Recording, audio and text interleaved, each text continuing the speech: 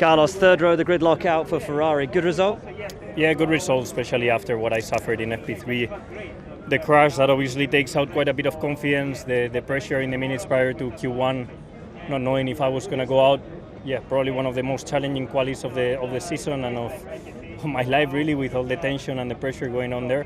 But we managed to recover well, and in Q3 I missed by thousands, being able to be in the top 5. So it was a strong recovery, and yeah, I have to be proud with it.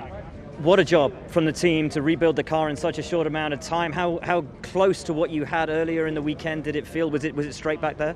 It was crazy. I mean, to see the mechanics work for that at that pace, to get me back out.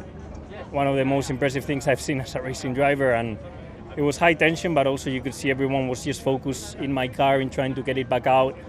And they did it. So this one is for them. I honestly admire them a lot for what they've done today, and I hope that I can pay them back tomorrow with a good result and already today with a good quali.